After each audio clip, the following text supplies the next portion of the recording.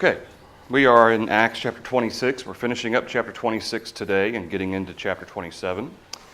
Lord willing, the plan is after we finish Acts to kind of continue the account as we know it, going past after Paul was let loose from Rome, and so we'll kind of follow the spread of the gospel through the centuries as we see it spreading from one place to another.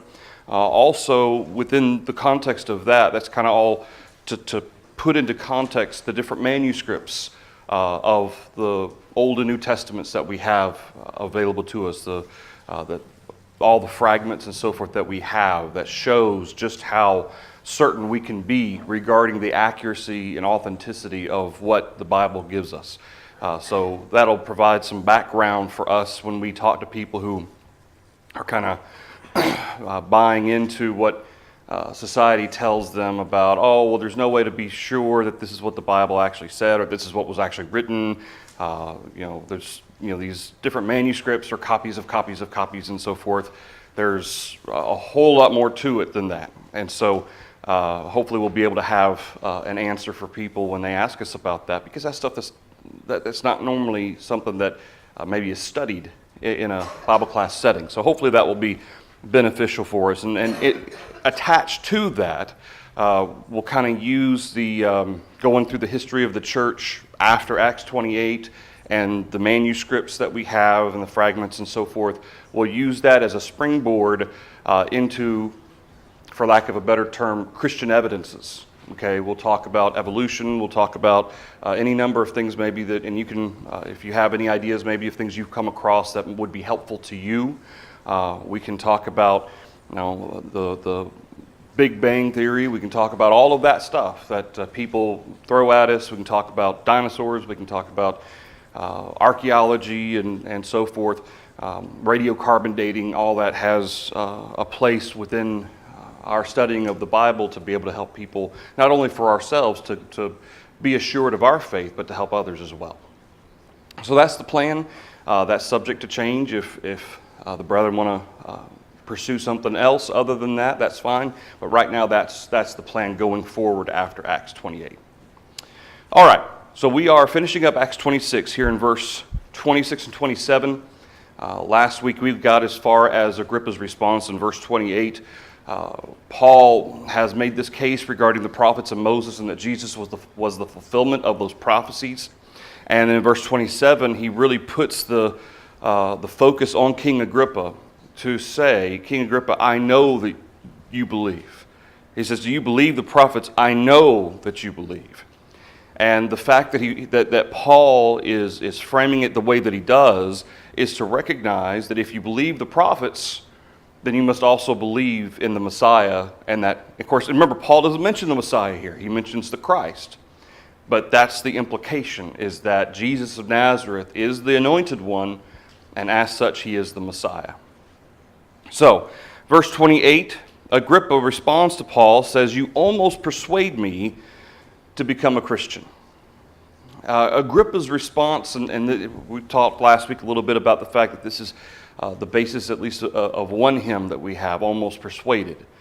And Agrippa and Bernice, as far as we know after this, again, it's kind of like Felix and Drusilla. I like to think that maybe at some point in the future they obeyed the gospel, but as far as we know, they didn't. Kind of like Pontius Pilate. I like to think, especially given how he acted with the Jews, I like to think that maybe Pilate at some point was willing to believe. Again, we have no evidence of that. And the same here with Agrippa and Bernice. He says, you almost persuade me, which suggests to me that he believes what Paul's saying. Okay, it's kind of like Felix in how that Felix, he believed what Paul was saying, so much so that he was trembling. But he was unwilling, he was not persuaded to act. And so that persuasion, that belief was not strong enough to bring about action on Felix's part and here on Agrippa's part as well. And again, I think for Agrippa, this is quite a statement from him being a Jew, him and Bernice, in the midst of a Roman Gentile court. to make that statement. That's a pretty big statement for him to make, to acknowledge that Paul's argument was persuasive. I think Agrippa was probably held up by the politics of the issue, as well as what he stood to lose, which is a common theme for anyone who perhaps is leaning towards not becoming a Christian, even though they believe, but they choose not to act on it. Most of the time it's because of what they realize they have to change or have to give up. So verse 29, Paul said, I would to God that not only you, but also all who hear me today might become both almost and altogether such as I am, except for these chains. In verse 29, Paul, he's kind of making a parallel between the physical situation and the spiritual situation. Paul says, I wish that all of you would be just as I am. Well, Paul was a Christian. He was in a saved state before God. And it is to that Paul is speaking, someone who was persuaded, someone who did act on their belief and came into the saved state with God. The only difference is I wouldn't put you in the situation that I am in. Keep in mind, Paul is he's not technically a prisoner. Okay, he is being held because of the accusations against him, and now he has appealed to Caesar. But there's no specific accusation made against him. So we've talked about this before. He's in that limbo state between protective custody and being imprisoned. He's kind of in that limbo state without specific Roman authority in the matter. But that's what Paul's acknowledging, is that he's being held there and he's not being released because of this accusation hanging over him from the Jews that has never really come to fruition. And so that's why Paul says, I wish that all of you, and that's where he opens it up beyond just Agrippa and Bernice, for that matter. I wish that all of you were just as I am, in that I wish you would be persuaded and you would act and be saved. Anything through verse 29? All right. And again, very similar, verse 28, the comparison between what Felix said about at a more convenient time I'll call for you, and more specifically, that was kind of to push off having to make a decision on becoming a Christian. He didn't want to commit at that moment. And Agrippa, there's certainly that element there as well with Agrippa. Verse 30. When he had said these things, the king stood up, as well as the governor and Bernice and those who sat with them. And when they had gone aside, they talked among themselves, saying, This man is doing nothing deserving of death or chains. And Agrippa said to Festus, This man might have been set free if he had not appealed to Caesar. So, this is the end of the proceedings. The moment that, especially the governor, the moment he stands up, that's the end of the hearing, for lack of a better phrase, the court appearance, so to speak. When he stands up, the governor, along with Bernice and Agrippa, that's the acknowledgement, all right, we're done. They go aside, and notice they're talking among themselves. It doesn't necessarily mean that they just kind of walked over to the side wall necessarily. They may have retired to a room somewhere else. But as they're talking about this, they're discussing the fact that there is nothing that this man is doing that justifies the treatment he's received. And that's really what they're talking about. They say nothing deserving of death or chains. And yet, for at least 2 years, Paul has been in this limbo state because of the accusations. So it's interesting to me that both Agrippa and mainly, you got to figure Agrippa and Festus are discussing this together in relation to the fact that the Jews have been trying to receive some kind of a judgment on this, or at the very least send him to Jerusalem, at which point they plan to kill him. Paul appealing to Caesar bypasses all of that. But once the appeal has been made, it cannot be unmade. It can't be rescinded. Once the appeal is made, it's made, and that's the end of it. Interestingly enough, we're not really told a whole lot about Festus and what he ends up doing regarding the letter. We'll see some stuff in chapter 27, but in terms of Festus and their discussion, Agrippa and Festus discussing the letter and all of that, we know that that's why Festus wanted Agrippa to help him, was he didn't know what to write to Caesar, to let him know what was going on. So when Agrippa said to Festus, this man might have been set free, of course we know, and Paul probably knew, that had he been set free, didn't matter if he was sent to Jerusalem or not, if he'd been set free, the Jews would have tried to kill him again.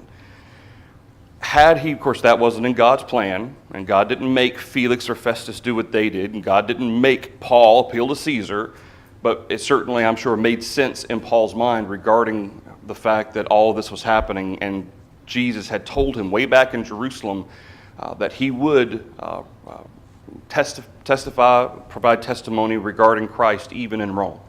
So it was probably all clicking in Paul's mind that this was the culmination of what Jesus said would happen.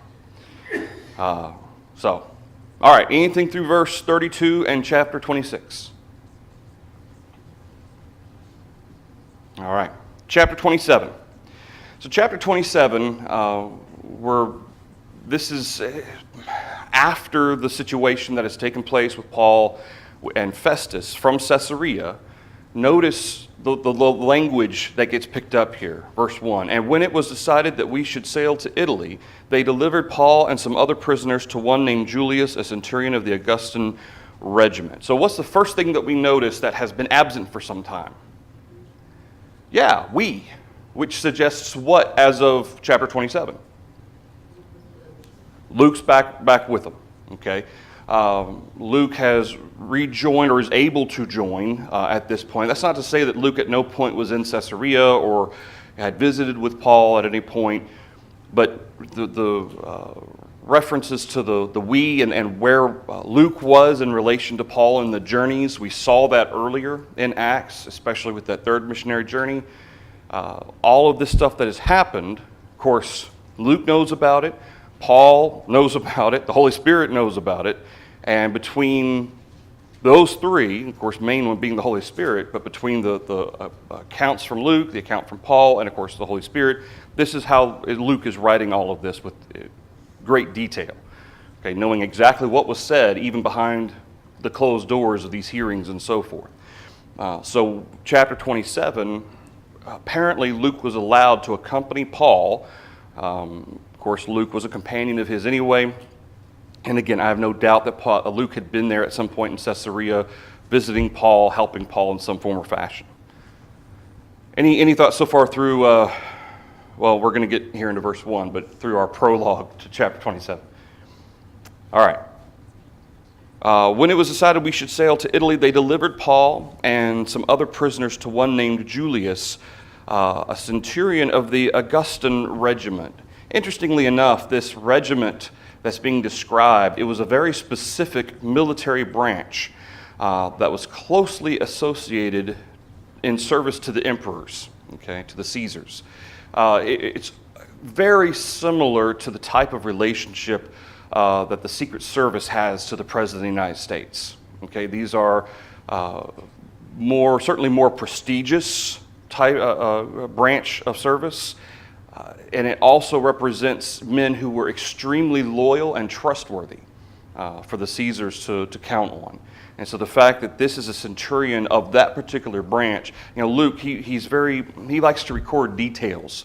And this particular detail helps us, at least as far as understanding a little bit, just a hint of maybe some of the background character of the centurion, because that will play a part later on in chapter 27, 28, regarding how this centurion sees Paul and how he acts. So, verse 2, entering a ship of Adramyttium, we put to sea, meaning to sail along the coast of Asia. Aristarchus, a Macedonian of Thessalonica, was with us. So we know that Aristarchus and Luke, or at least those are the named ones that we know that are with Paul. So we have them leaving Caesarea.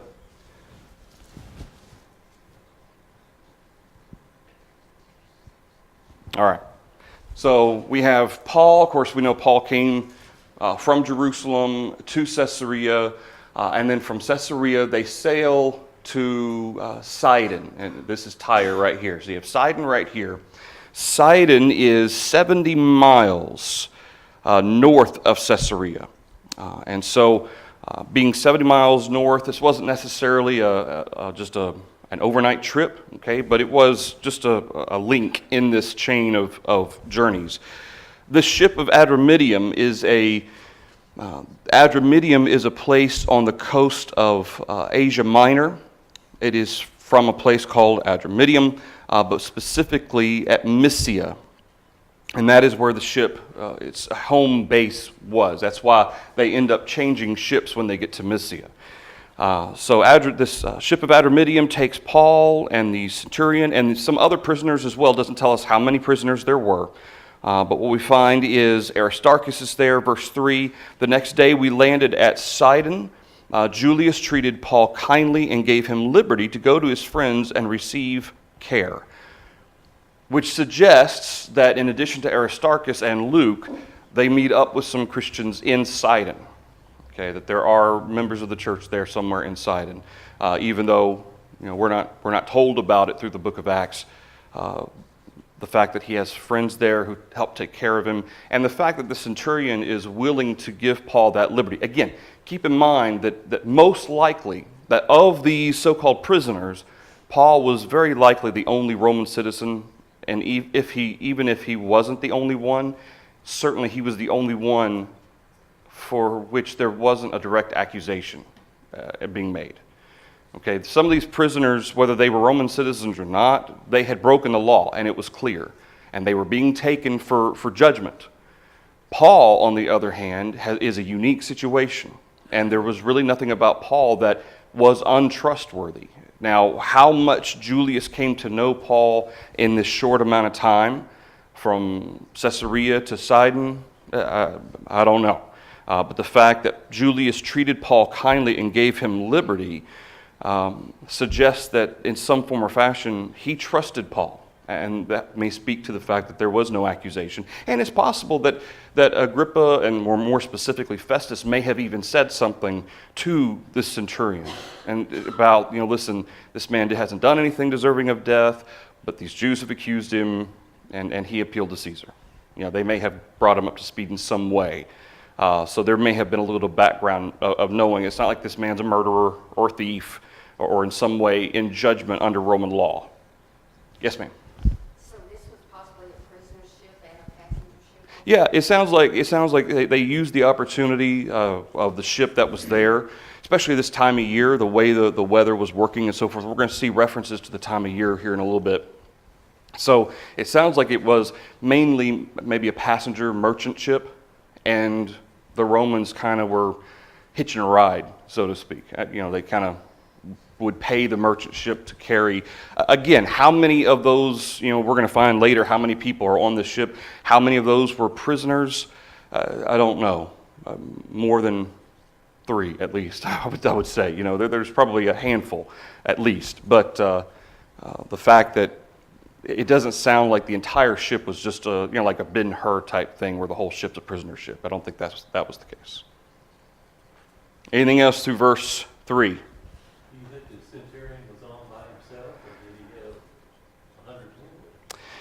Everything that, as we go through chapter 27, it sounds as if the centurion probably did have some individuals with him, but Luke mainly focuses on the centurion.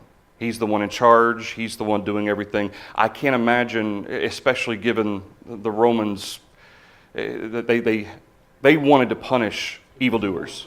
They punished people. They didn't want to risk losing them. If there's more criminals than just Paul, yeah.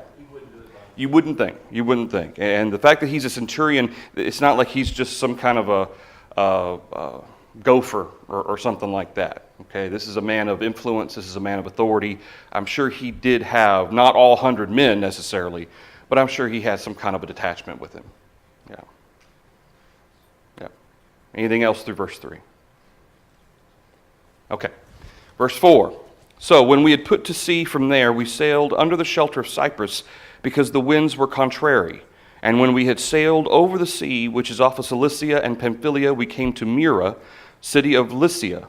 There the centurion found an Alexandrian ship sailing to Italy, and he put us on board. So we have, as they leave Sidon, they come around. Now it's interesting because the way this particular map has it, it looks as if they're stopping in Cilicia and in Tarsus.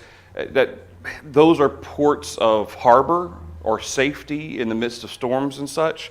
But they didn't. Luke said they didn't stop there. Okay. As far as, and that's where what this map shows also is the fact that they go around Cyprus. I'm using the other one because those words are blurry. So we've got from Sidon, and notice it says, because the wind was contrary here in verse 4 and 5. Bob Harkrider mentions at this time of year, the prevailing winds blew from the west and northwest, which was not good for sailing towards the west, which is where they're wanting to go. Therefore, rather than following a direct route from Sidon to Mysia, or Myra, it's the same thing, the ship sailed north of the island of Cyprus to kind of use it as a shield against the winds.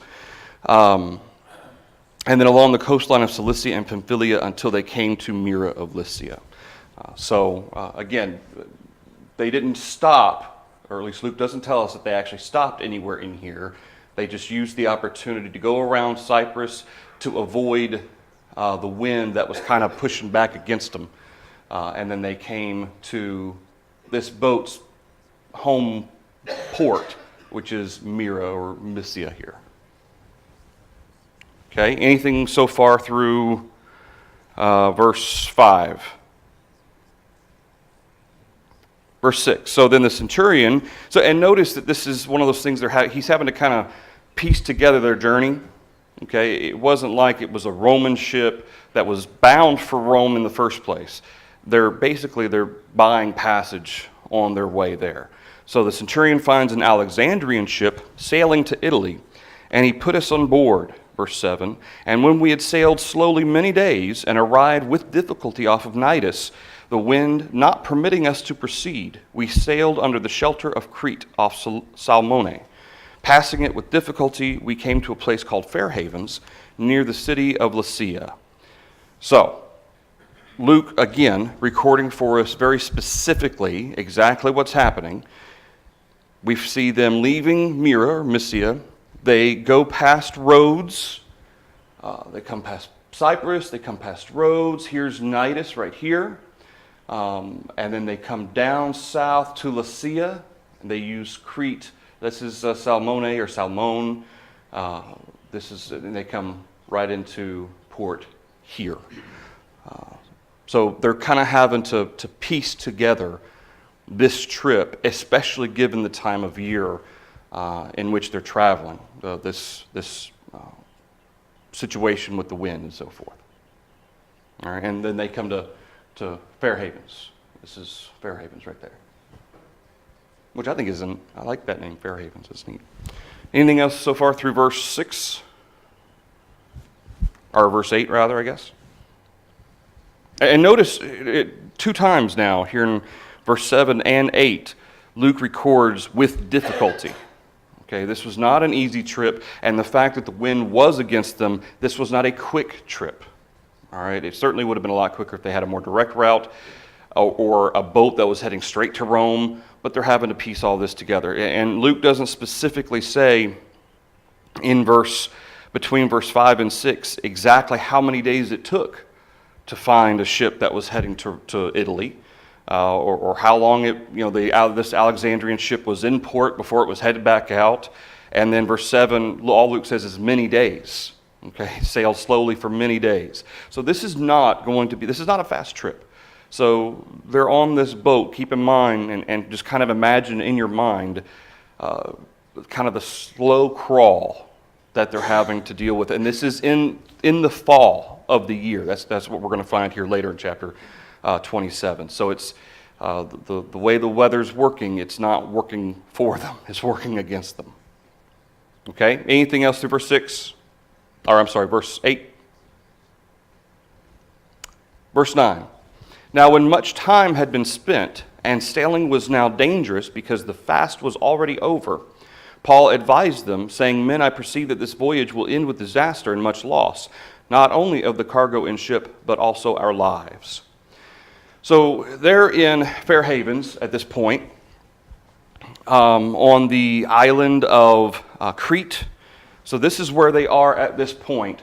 And because of the wind, because of the weather, because it's taking so long to just get to where they are, the situation is such that it is dangerous. This phrase, or verse 9, because the fast was already over, this is a reference to the Day of Atonement, which would have been late September or early October. So this kind of helps us to pinpoint the time of year that all of this started. Okay, so you got to figure that they've probably been at sea for some estimates between a couple of weeks and maybe even a month or more, having left Caesarea to this point. And again, all this depends on how long it took them when they were there in Myra or Mysia to find a ship, and how many days is many days. But you got to figure it's been at least a couple of weeks at this point. So when they sailed off, the anticipation or the thought process may have been, this won't be that long of a trip, not so long as to put us in danger. But the fact that the wind was contrary and it was difficult, it slowed them down to the point that it's putting them in a very dangerous season in the Mediterranean. And the Mediterranean has always been known during these seasons, both fall and spring, for being highly active, storms all over the place. There are countless shipwrecks that have been discovered in the Mediterranean. And this is part of this time of year where most of them stopped sailing, or if they did, they used the coast to kind of help shelter them. But we'll note here that at this point, they're entering a stage where they're going all the way across, because, this is right in the heart of the Mediterranean. Okay, so this is an extremely dangerous section at this time of year to be sailing to Italy. All right. So again, verse 9, that fast is a reference to the Day of Atonement. So Paul, and again, this is before Paul hasn't received any statement from God or anything, but Paul's observing. He says, "Men, I perceive this voyage will end with disaster and much loss, not only of cargo and ship, but also our lives." And Paul, he wasn't stupid. He grew up in Tarsus. He grew up on the coast of the Mediterranean. He knew. They all knew. They all did. Okay, and certainly the ones in charge of the boat knew.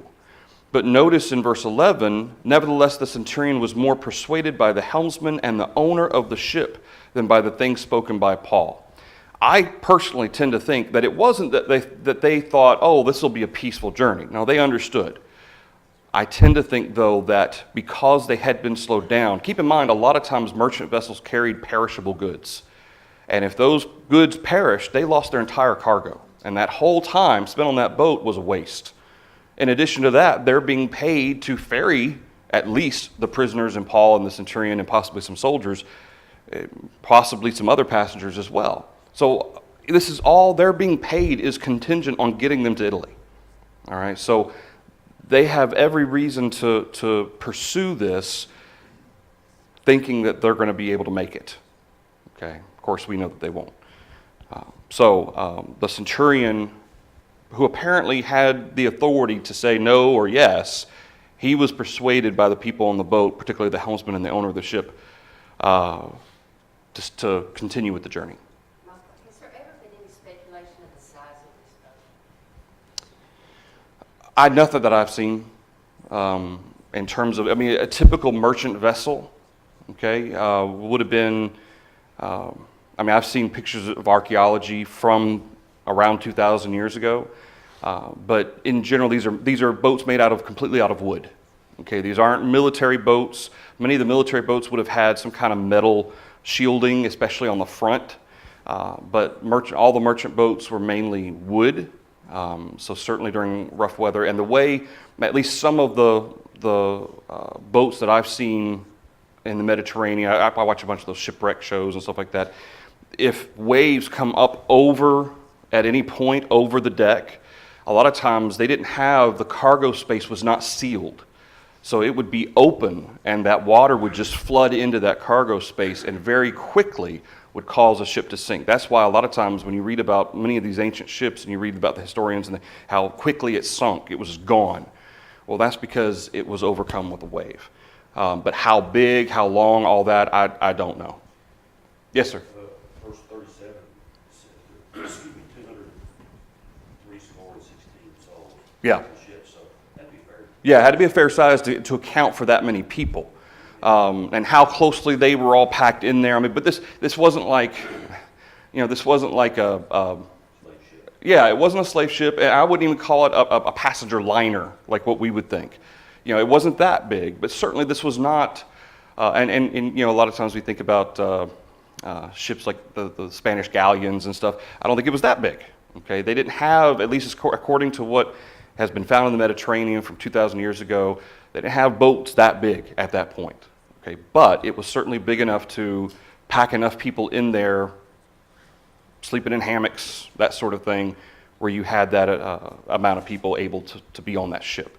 But having said that, okay, do you know how much 200 and, what was he said, 60? 260, 276? How much 276 people weigh? Okay, plus your perishables, whatever cargo was involved. They always had ballast also to keep the boat from tipping over as much as they could. This was no doubt a heavily laden boat, no matter how big it was. But yeah, 276 people. You got to figure they were crammed in there like sardines. So. And to answer those questions, verse 42, and the soldiers wanted to kill the prisoners. So Yeah. there had to be. Yeah, there had to be at least two others to be soldiers. Yeah.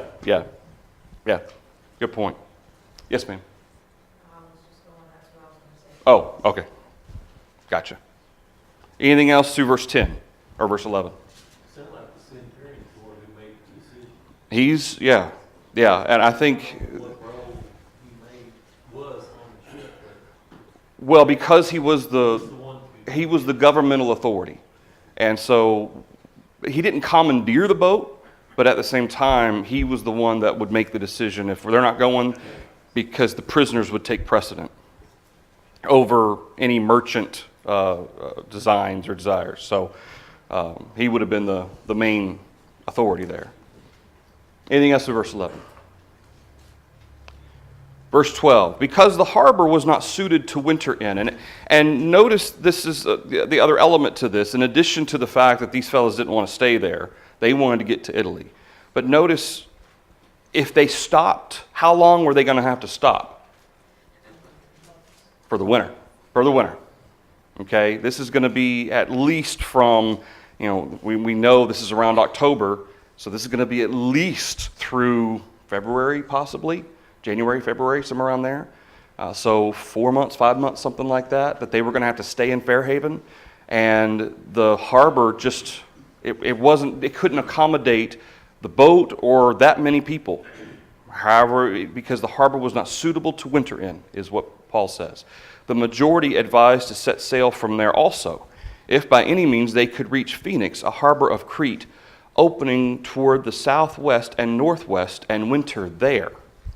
So, here was the plan.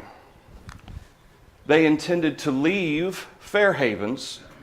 Their intention is to come around and get to Phoenix, right here. Just a small little space there, little trip, just around the corner, we would think. Okay? That was the intent. We plan to get around to Phoenix, and we will stay there because that port is bigger. It can accommodate all of us, our cargo, whatever's involved, and we'll stay there. Okay? So that's what they intended to do. But, as we know in verse 13, that's not what happens. When the south wind blew softly, supposing that they had obtained their desire, putting out to sea, they sailed close by Crete. But not long after, a tempestuous wind arose called Euroclydon. I looked this up, and I'm not going to be able to pronounce it properly. It's like Euroclydon or something like that. So when the ship was caught and could not head into the wind, we let her drive. So interestingly, Bob had something, he mentioned something about this also. He says in verse 15, although when they left the fair havens, a favorable breeze was flowing from the south, stormy winds soon arose. These winds, called Euroclydon or Euroclydon, literally means east-northeast. That's what this phrase means. Suddenly burst upon them and drove the ship off course and away from land. So interestingly, which way was the wind blowing before? Yeah, so the time of year the prevailing winds blew from the west and northwest, which was not good for sailing towards the west. Okay, so it was blowing from the west to the east, and it was pushing them up further. That's why they stuck close to the coast up here, because the wind's going this way. Now, all of a sudden, which way does the wind go? Now it's going this way, okay, or more specifically, this way. We have there in verse, east, northeast, suddenly burst upon them, and it drove the ship off course. They're wanting to stay here, but now this wind is going to push them this way, and they're not able to use Crete as a shield or anything. They can't control it, and that's what Paul acknowledges, or Luke acknowledges here in verse 15. So when the ship was caught and could not head into the wind, we let her drive. Okay, we couldn't fight against it. We had to just let it go. And that's one of the things, if they had tried to steer it against the wind, it could have, first of all, caused the ship to tip. It could have broken the rudder. It could have broken all of that stuff if they tried to fight against it. That's how powerful these winds were. And so as a result, in verse 15, so when the ship was caught, could not head into the wind, we let her drive, and running under the shelter of an island called Clauda, we secured the skiff with difficulty. So here's Clauda. The wind is pushing them this way, and we see they had wanted to just go really just to the west, northwest a little bit up here, but the wind wouldn't let them. It's pushing them to the east, southeast. They just let it drive them. And so they come around Clauda, here in verse 16. They were able to secure the skiff with difficulty. When they had taken it on board, they used cables to undergird the ship, and fearing lest they should run aground on the Syrtis sands, they struck sail and so were driven. So they had the skiff that would come behind. This was not really like it's not like a lifeboat or anything like that. In fact, Bob mentioned this in verse 16. This is 23 miles southwest of Crete. It's a little bit, this would have been kind of bigger than what we would think of as a lifeboat. Okay, the skiff is kind of like not really a fishing boat, but it was big enough to be able to accommodate the soldiers, the prisoners, anybody particularly of the Roman that needed to get off. But that's what specifically is being described here. Crew tried to strengthen the ship by passing cables around its hull to undergird and hold it together during the storm. And they were afraid of being run aground into sandbars, and that was part of the problem too. Yes, ma'am. I was just going to say the skiff is the boat that you use to get from the ship Right. to the land. Yeah. Because there's a lot of boat under the water. Yeah. The skiff is going to ride on top of the water. Right. It's more of a flat bottom boat. Yeah, the drag from the ship, and a lot of that is why we see in verse 18, we were exceedingly tempest-tossed. The next day they lightened the ship. That's part of the reason, is because of that draft on that, or the drag on that ship. They didn't want it to be so low, so deep in the water, because they were afraid of the sandbars.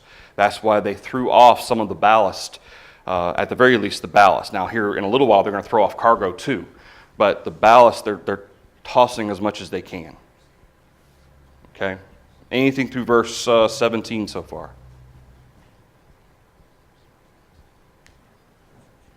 All right, verse 18. Because we were exceedingly tempest-tossed, The next day they lightened the ship, and on the third day we threw the ship's tackle overboard with our own hands. The tackle would have been all the stuff they needed to maintain the sails, to repair stuff. I mean, this is like what we would think of as a tackle box, okay? This is most of their tools and their supplies, the heaviest of them anyway. They threw that off. So notice they're trying their best not to throw cargo, okay, not to throw off perishable goods, not to throw off their food, anything that they can prevent or that they can throw off that they don't absolutely have to have, they're getting rid of because they want to keep the boat afloat and they don't want to run aground on anything. So verse 19, this is the third day, when neither sun nor stars appeared for many days, even after the third day now. So many days have passed even after that. And no small tempest beat on us. All hope that we would be saved was finally given up. However many days this was, imagine a storm so bad that they're caught in it for at least a week, it sounds like. Now, granted, it sounds like as the storm's moving through, it's like the ship got caught in it. And it's just kind of going right along with the storm. And as the storm goes through, the boat's being pulled right along with it. And so that's part of the problem, is they can't get through it. All right, we'll stop there in verse 20. We will pick up here in verse 20 of chapter 27 next week. Thank you, everybody.